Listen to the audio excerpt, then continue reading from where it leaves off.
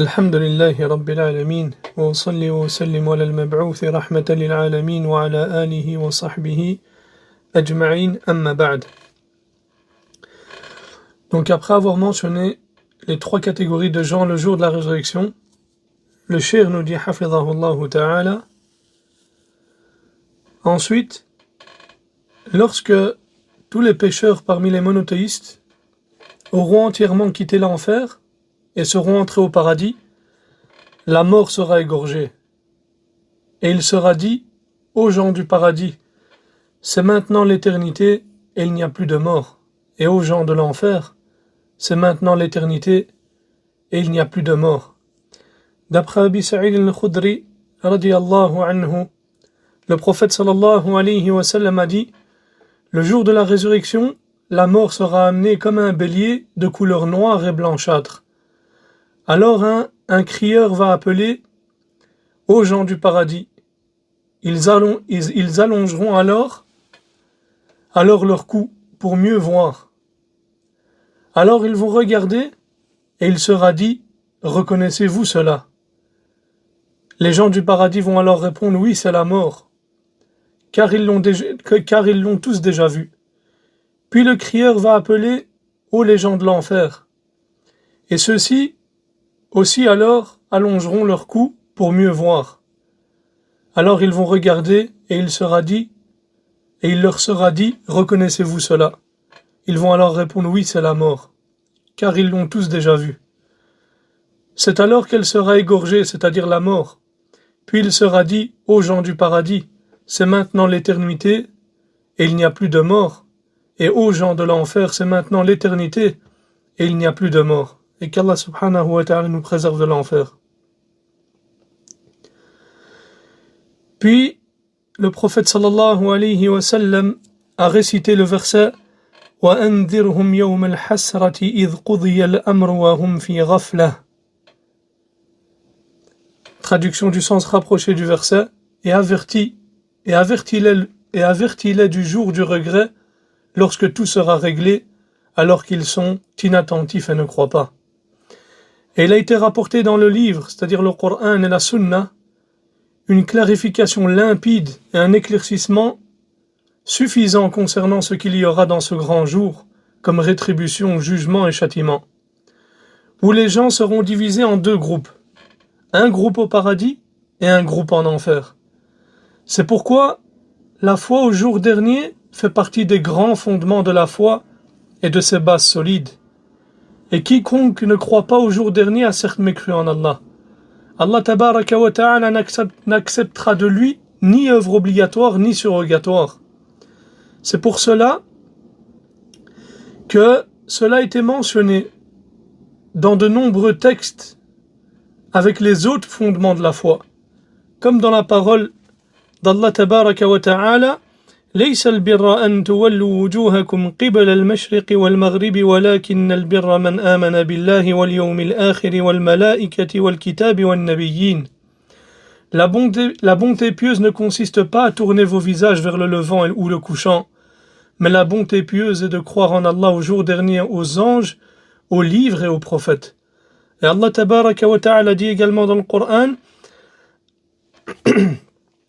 آمن الرسول بما أنزل إليه من ربه والمؤمنون كل آمن بالله وملائكته وكتبه ورسله لا نفرق بين أحد من رسله وقالوا سمعنا وأطعنا غفرانك ربنا وإليك المصير.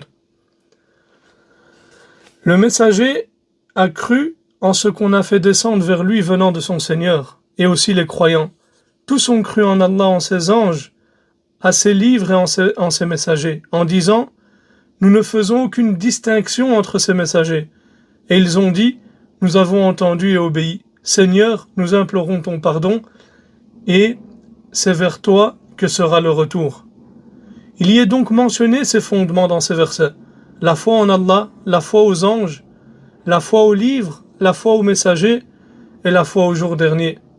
La foi au jour dernier ici est évoquée dans sa parole Wa ilayka al-masir, c'est vers toi que sera le retour, c'est-à-dire la destinée finale, la destination donc finale.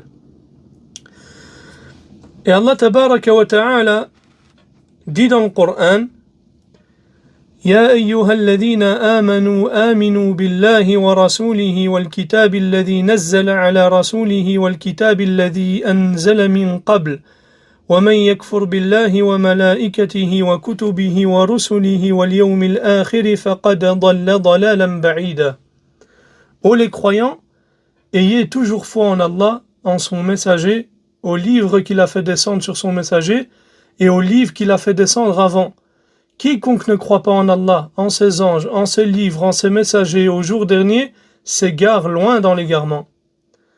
Donc ici, la foi en Allah et au jour dernier est un fondement parmi les fondements de la foi, qui constituent donc les piliers et font partie des piliers de la religion. Sans ceux-ci, la religion ne peut être établie. C'est pour cela que lorsque Jibril est venu voir le prophète sallallahu alayhi wa sallam, comme dans le célèbre hadith, il a dit: Akhbirni anil iman, informe-moi sur la foi. Et le prophète sallallahu alayhi wa sallam a répondu, lorsque Jibril lui a mentionné ça, il lui a dit: An tu'mina billahi wa malaikatihi wa kutubihi wa rusulihi wal yawmil akhir wa tu'mina bil qadari khayrihi wa sharrihi. C'est-à-dire, la foi consiste à croire en Allah, en ses anges, à ses livres, à ses messagers au jour dernier. Elle consiste aussi à croire au destin, bon ou mauvais. Et le croyant, lorsqu'il lit le livre d'Allah, ne fait que raffermir et enraciner sa foi à ce sujet. Car les versets clairs et les preuves évidentes concernant ce jour, donc concernant le fait de se tenir devant Allah et de retourner à lui, sont nombreux dans le livre d'Allah et dans la sunna du prophète sallallahu alayhi wa sallam. C'est pour ça que tu trouves dans le Coran de nombreux versets dans lesquels Allah tabaraka wa ta'ala dit: Inna ila rabbika ar-ruj'a ou wa ilayka al-masir ou inna ilayna iyabahum thumma inna alayna hisabahum. Donc c'est vers ton Seigneur qu'est le retour, et vers toi est le retour. Ou le verset d'Allah tabaraka wa ta'ala: vers nous est leur retour, ensuite c'est à nous de leur demander compte. Donc ces versets et bien d'autres encore te guident et t'indiquent que tu retourneras vers Allah tabaraka wa ta'ala, que tu reviendras à lui et que tu te tiendras devant lui tabaraka wa ta'ala et qu'il te demandera des comptes. Et le croyant ne cesse, en lisant le Coran, d'accroître et d'augmenter l'enracinement de sa foi en ce jour dernier. C'est pour cela que les savants ont dit: la foi au jour dernier comporte 2 degrés. Le premier degré, c'est celui qui doit obligatoirement être présent chez tout musulman. Celui dont ce degré n'est pas présent, donc celui chez qui ce degré n'est pas présent, est un mécréant, qui ne fait pas partie de cette religion. Et il s'agit ici de croire fermement, avec conviction, qu'il existe un jour des comptes, un jour du châtiment, un jour où l'on se tiendra devant Allah tabaraka wa ta'ala et où il rétribuera les gens selon leurs actions et ce qu'ils ont accompli dans cette vie d'ici-bas. Et c'est ce qu'on appelle ici al-imanu al-jazim. Donc la foi, on va dire certaine, si on peut le traduire comme ça. Et ici, al-iman al-jazim signifie une foi qui est exempte de doute et d'hésitation. Et comme on l'a vu dans le cours précédent, dans la parole d'Allah tabaraka wa ta'ala, thumma lam yartabu. Donc puis il ne doute point, comme il dit Allah tabaraka wa ta'ala. C'est-à-dire une foi sans aucun doute ni incertitude. Car s'il y a le moindre doute dans la foi au jour dernier, ou en l'un des fondements de la foi, alors la foi devient caduque. Il ne restera plus rien de la foi, avec la présence de ce doute. Et le second degré, comme l'ont dit les ulama, c'est l'imanu ar-rasikh, donc la foi enracinée. Et celle-ci est supérieure à la foi al-jazim. Al-iman al-jazim, c'est la foi certaine. Et avoir une foi enracinée, signifie que le serviteur garde constamment à l'esprit ce jour dernier et qu'il en ressente également une crainte permanente, qu'il se rappelle sans cesse la rencontre la rencontre avec Allah tabaraka wa ta'ala et le moment où il se tiendra devant lui. Et donc son esprit et son âme est préoccupé par le fait qu'il se prépare pour ce jour. Ça, c'est ce qu'on appelle l'iman ar-rasikh.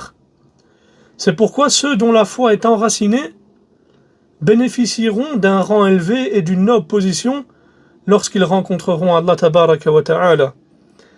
Et Allah subhanahu wa ta'ala dit concernant cela: قالوا إنا كنا قبل في أهلنا مشفقين فمن الله علينا ووقانا عذاب السموم.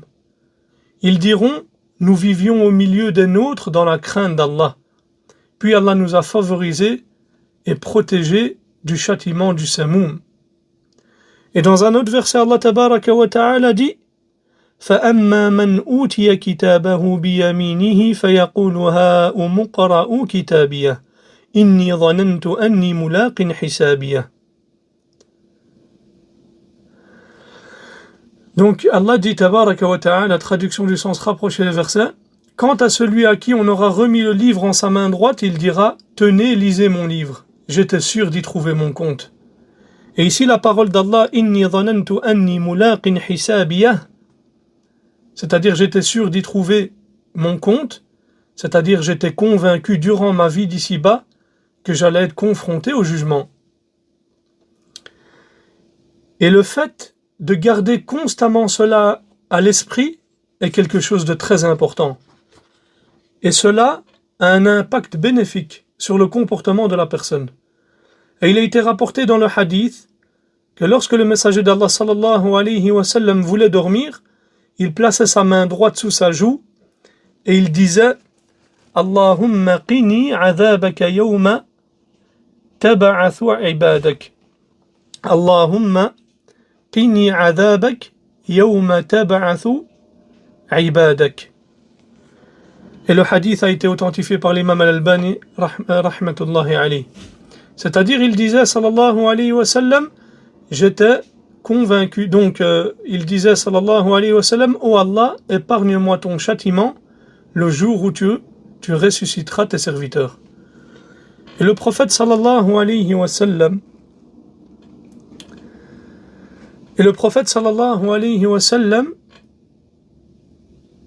gardait à l'esprit le jour du jugement, la résurrection et le fait qu'il se tiendra devant Allah tabaraka wa ta'ala.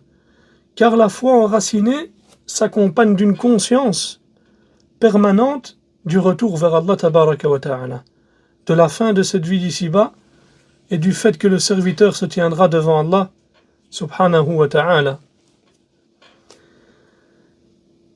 Et ce degré élevé, qui est le fait d'avoir la foi enracinée au jour dernier, ne s'atteint que par la lecture du Coran, la lecture des hadiths et la méditation des versets et des textes qui clarifient cela. Et il faut savoir également que les savants ont rédigé de nombreux ouvrages sur la foi au jour dernier. Et certains ont écrit des livres entiers sur Jahannam, sur l'enfer, tels que, par exemple, certains livres, comme ils les ont appelés, Yani An-Nar, l'enfer, ou bien Al-Jannah, le paradis, ou bien Ahwalu Yawm al-Qiyamah, les frayeurs du jour du jugement, ou sur des détails de choses précises qui se produiront ce jour-là. Comme par exemple, il y a des savants qui ont écrit sur la balance, sur le pont, as-Sirat et autres.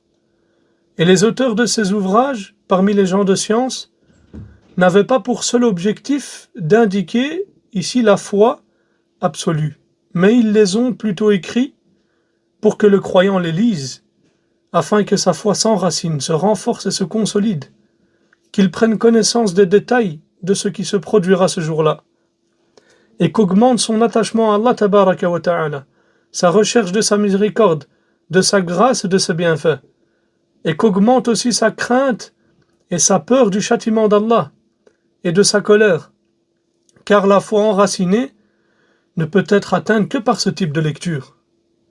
Et c'est là l'importance de lire ce genre de livre, ya ikhwa wa akhawat. Et également de lire, comme l'ont dit les savants, le livre d'Ibn al-Qayyim, rahimahullah ta'ala. Et remarquez ici une chose que l'on retrouve dans de nombreux textes du Coran et de la Sunna. Allah tabaraka wa ta'ala mentionne une bonne œuvre qu'il agrée ou un acte qu'il interdit à ses serviteurs, et il mentionne avant cela la foi en lui et au jour dernier. Comme par exemple dans sa parole, tabaraka wa ta'ala, il dit ذَلِكُمْ يُوعَظُ بِهِ مَنْ كَانَ يُؤْمِنُ بِاللَّهِ وَالْيَوْمِ الْآخِرِ, ainsi que sa parole وَلَا تَأْخُذْكُمْ بِهِمَا رَأْفَةٌ فِي دِينِ اللَّهِ إِن كُنْتُمْ تُؤْمِنُونَ بِاللَّهِ وَالْيَوْمِ الْآخِرِ. Donc voilà ce à quoi est exhorté celui qui croit en Allah et au jour dernier, et quiconque craint Allah, il lui donnera une issue favorable. Et dans l'autre verset, il dit tabaraka wa ta'ala, et ne soyez point pris de pitié pour eux dans l'exécution de la loi d'Allah, si vous croyez en Allah et au jour dernier. De même, de nombreux hadiths rapportés dans la Sunna évoquent des ordres et des interdictions en les associant à la foi et en la foi en le jour dernier. Comme la parole du prophète sallallahu alayhi wa sallam, من كان يؤمن بالله واليوم الآخر فلا يؤذي جاره ومن كان يؤمن بالله واليوم الآخر فليكرم ضيفه ومن كان يؤمن بالله واليوم الآخر فليقل خيرا أو ليصمت. Celui qui croit en Allah et au jour dernier, qu'il ne cause pas de tort à son voisin. Celui qui croit en Allah et au jour dernier, qu'il honore son invité. Et celui qui croit en Allah et au jour dernier, qu'il dise du bien ou qu'il se taise. Et également le hadith du prophète sallallahu alayhi wa sallam, لا يحل لامرأة تؤمن بالله واليوم الآخر أن تسافر مسيرة يوم وليلة ليس معها حرمة. Il n'est pas permis à une femme qui croit en Allah et au jour dernier de voyager sur une distance égale à une nuit et un jour de marche sans être accompagnée d'un parent qu'elle ne peut épouser, c'est-à-dire un mahram. Et le but de cela, c'est quoi?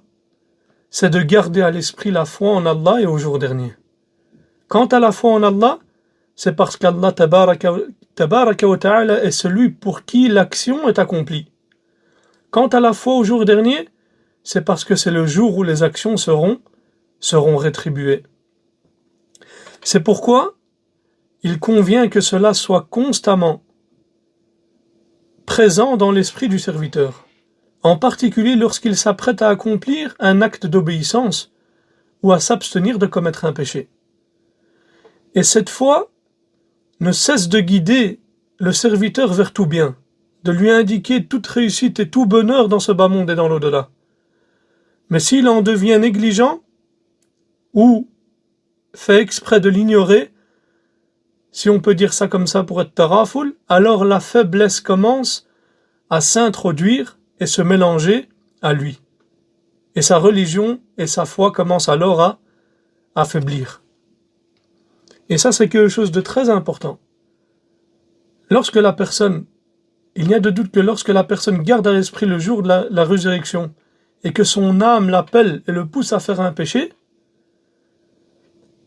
s'il pense et il sait qu'il va être rétribué pour cela, et il sait qu'il va rencontrer Allah subhanahu wa ta'ala, cela donc va l'aider à délaisser cette chose-là.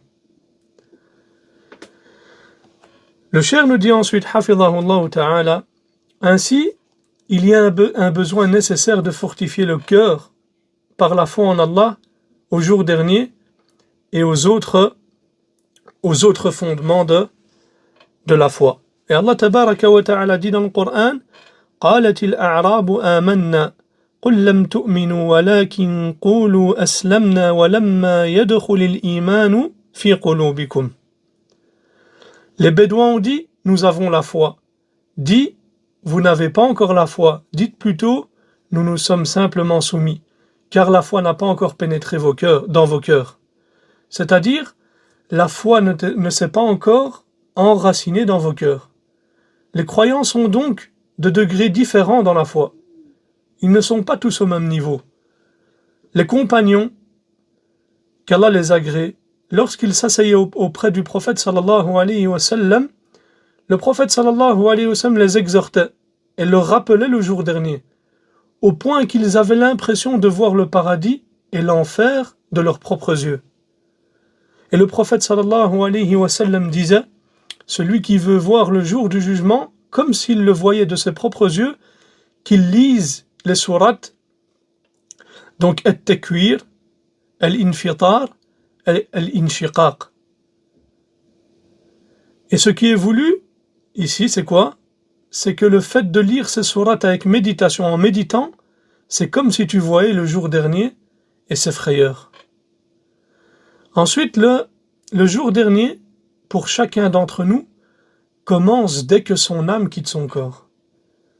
Dès que ton âme quitte ton corps, subhanallah, le jour dernier commence pour toi. C'est pourquoi les savants ont dit, celui qui meurt, sa résurrection commence. Car dès qu'il meurt, les œuvres cessent. Il n'a alors plus la possibilité de prier, ni de jeûner, ni de faire l'aumône, ni de s'acquitter de la zakat.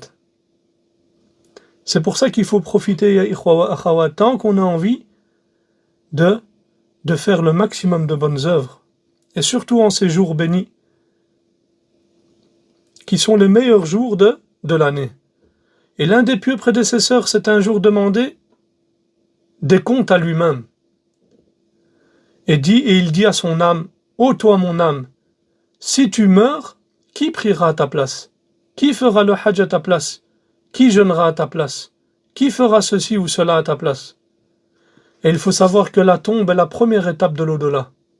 Dans la tombe, il y a soit un délice, soit un châtiment, qu'Allah tabaraka wa ta'ala nous en préserve.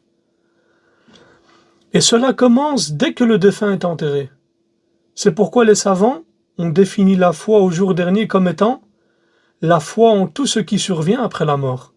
Tout ce qui survient après la mort, c'est quoi? Donc, ça rentre dans la définition du jour dernier. Et cela commence par l'entrée de l'homme dans sa tombe. Et d'après Abi Hurayra radiyallahu anhu, le prophète sallallahu alayhi wa sallam a dit, lorsque le mort est enterré, 2 anges noirs avec les yeux bleus viennent à lui. L'un d'eux est appelé le Munkar et l'autre le Nakir. Ils disent, que disais-tu sur cet homme? Alors il dit ce qu'il disait auparavant, c'est le serviteur d'Allah et son messager.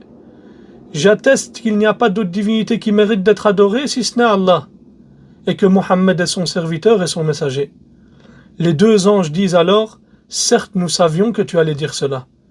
Puis sa tombe va être élargie de 70 coudées. Sur 70, 70 coudées sur 70 pour les frères français. Et elle lui sera éclairée. Alors il lui est dit, dors. Il dit, puis-je retourner vers ma famille pour les informer? Les anges diront, dors comme la personne qui vient de se marier et qui n'est réveillée que par la personne de sa famille qu'il aime le plus. Allahu Akbar. Ceci jusqu'à ce qu'Allah le ressuscite de ce sommeil. Et s'il s'agit d'un hypocrite, il dira, j'ai entendu les gens dire quelque chose et j'ai dit comme eux. Je ne sais pas. Les anges diront alors, certes nous savions que tu allais dire cela. Puis il est dit à la terre, serre-toi sur celui-ci, serre-toi sur lui. Alors elle se serre sur lui jusqu'à ce que ses côtes se croisent entre elles. Ensuite il ne cesse d'être châtié dedans jusqu'à ce qu'Allah le ressuscite dans cet endroit. Qu'Allah tabaraka wa ta'ala nous préserve de cela. Et les savants appellent cela al-usul al-thalatha, les 3 fondements. Car le défunt sera interrogé sur cela dès qu'il entre dans la tombe. Et c'est une épreuve et un test qui demande une préparation, ya ikhwa wa akhawat. La question qu'il faut se poser ici, qu'est-ce qu'on a préparé, nous, concernant ces 3 fondements? Et le prophète sallallahu alayhi wa sallam a dit dans un hadith authentique, ذاق طعم الإيمان من رضي بالله ربا وبالإسلام دينا وبمحمد صلى الله عليه وسلم نبيا.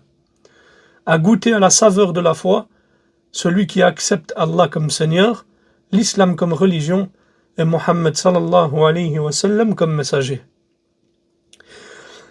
Et il faut savoir également que le croyant sera serein et dans un bien-être dans sa tombe, tandis que le mécréant sera châtié comme Allah tabaraka wa ta'ala le dit dans le Coran: النار يعرضون عليها غدوا وعشيا ويوم تقوم الساعة أدخلوا آل فرعون أشد العذاب. Le feu auquel ils sont exposés matin et soir, et le jour où l'heure arrivera, il sera dit: faites entrer les gens de Pharaon au plus dur du châtiment. Et comme on avait mentionné dans un cours, ceci est un verset, est un fondement chez les gens de la Sunna pour dire qu'il existe le châtiment de la tombe. Donc, les gens de Pharaon sont exposés au feu matin et soir, jusqu'au jour de la résurrection. Puis ce jour-là, ils seront jetés dans le châtiment le plus dur. Et le prophète sallallahu alayhi wa sallam a dit dans un hadith authentique: Adhabul qabri haqqun. Le châtiment de la tombe est une réalité. Et il a dit aussi sallallahu alayhi wa sallam: Ta'awwadhu billahi min adhabil qabr. Cherchez refuge auprès d'Allah contre le châtiment de la tombe. Et encore, le prophète sallallahu alayhi wa sallam a dit: lorsque l'un de vous prononce le tashahhud, qu'il cherche refuge auprès d'Allah contre ces 4 choses. Qu'il dise: ô Allah, je cherche refuge auprès de toi contre le châtiment de l'enfer, contre le châtiment de la tombe, contre les épreuves de la vie et de la mort, et contre le mal de l'épreuve du Messie ad-Dajjal. Et la question qu'il faut se poser ici, ya ikhwa wa akhawat, c'est: quand l'homme mourra-t-il? Et quittera-t-il cette vie? Qui sait quand il va mourir? Qui sait quand il quittera cette vie? Wallahi qu'on ne le sait pas. Peut-être dans 1 heure, peut-être dans 2 heures, peut-être dans 1 jour ou 2. Peut-être l'un d'entre nous ne passera pas la nuit.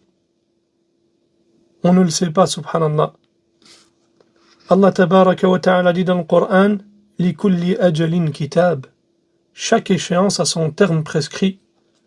Allah tabaraka wa ta'ala dit également: فَإِذَا جَاءَ أَجَلُهُمْ لَا يَسْتَأْخِرُونَ سَاعَةً وَلَا يَسْتَقْدِمُونَ. Quand leur terme vient, ils ne peuvent le retarder d'1 heure et ils ne peuvent l'avancer non plus. C'est trop tard, ya ikhwa wa akhawati. C'est trop tard. Lorsque le terme vient, on ne peut pas ni le retarder, ni l'avancer.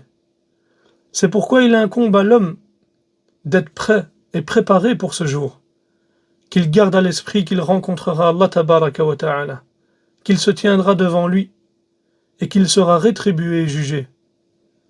Et la pesée des actes au jour de la résurrection se fera au poids d'un atome. Allah tabaraka wa ta'ala dit dans le Coran: فَمَنْ يَعْمَلْ مِثْقَالَ ذَرَّةٍ خَيْرًا يَرَهُ وَمَنْ يَعْمَلْ مِثْقَالَ ذَرَّةٍ شَرًّا يَرَهُ. Quiconque fait un bien fût-ce du poids d'un atome, le verra. Et quiconque fait un mal fût-ce du poids d'un atome, le verra. Et on demande à Allah tabaraka wa ta'ala qu'il nous protège du feu de l'enfer et du châtiment de la tombe. Et on lui demande également la réussite dans ce qu'il aime et agrée. هذا وصلى الله على نبينا